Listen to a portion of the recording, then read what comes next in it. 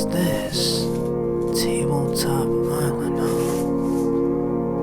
Let's see what this is all about. Race the clock and save the most flutterbies by reaching into Slimy Joe's mouth. But watch out for the timer because Slimy Joe will try to get ya. Slimy Joe by Ravensburger. Welcome to Tabletop Island. I'm Renardo, your host, and today we're going to be talking about the board game Slimy Joe by Ravensburger. This is, yes, you guessed it, a slime game, and man, do I love slime games. And yes, this is your bonus review. You're welcome. And also, shout out to Luke from Down from the Attic for showing me this game. I love slime games, he knows that, and he saw this and had to show me. Yeah, he likes showing me games and getting me to spend money. We won't talk about that. But without further ado, let's first take a look at the components. So first you have a kind of Slimy Joe kind of component here where it's this plant, which is kind of funny because in the rule it actually says here that it is one Slimy Joe carnivorous plant. When I first saw that, obviously this year traumatized, I'm sure all of us, I thought I read one Slimy Joe coronavirus plant. I was like, whoa, they're bold. And then I reread it and I was like, I'm tripping. But we're getting off topic. We have this really funny, silly kind of plant thing here. It has a little sticker of one eye that came on it. I didn't have to put it on. It has kind of these little leaf kind of feet holding it, sitting it up there. And when you open it up, it has this plastic container. Now, when you open up the plastic container, you'll see the slime inside. Now, when you buy the game itself, it comes with slime in a bag.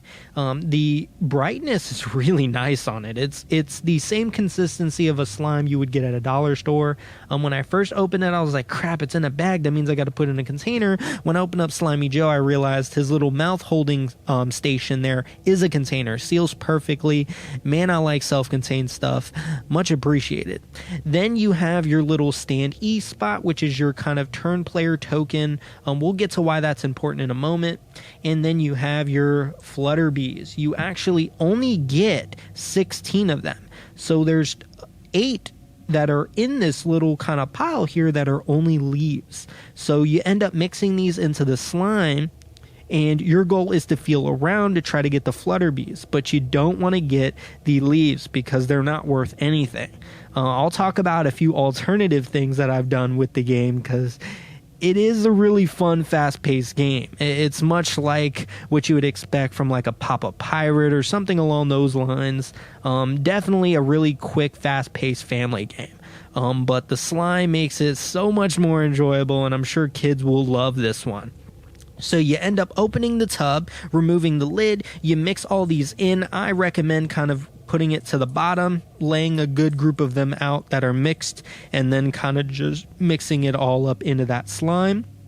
Then what you'll notice with the kind of Slimy Joe piece here is that there is a little switch behind him. So when you end up switching that all the way, lifting its mouth open, a timer sets. So you have, in the main game here, you are having your little starting token. So the youngest player goes first, put it in front of you, and while that timer's going, they're reaching in to try to get a flutterbee or a leaf if they're unfortunate. They reach in, once they pull one, they pass the turn player marker to the next player. Then that player goes in and you're constantly going back around, passing this turn player marker and reaching in to get flutterbees, hopefully.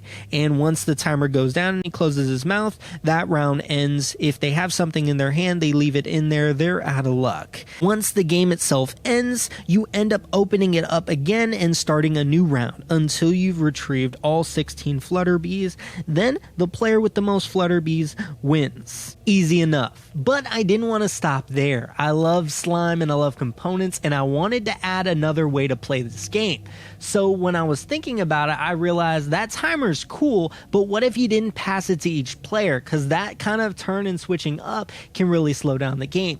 What if when you were playing the game, you went into the slime Slimy Joe and you went in to see how many flutterbees you can get before the timer kind of clamps down on your hand?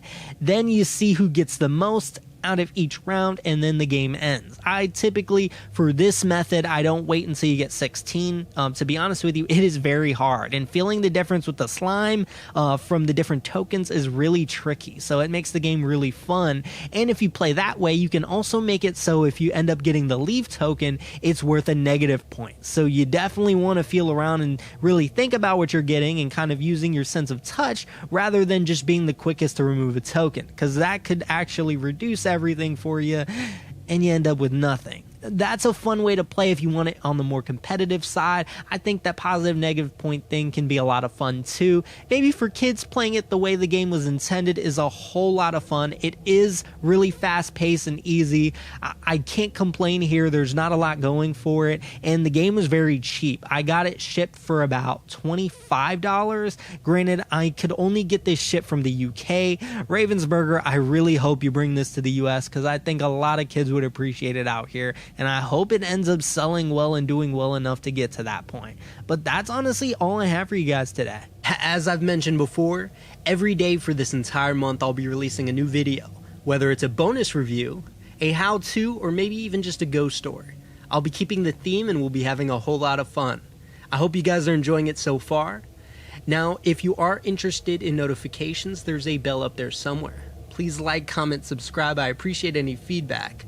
I'm trying to make these videos more and more outrageous, and with your guys' help, I have been doing so. As for the regular schedule, we have Monday, regular board game reviews, Wednesday, weekly update / talks, and then on Fridays, my vintage board game reviews. That is all I have for you guys today. I'll see you guys next time.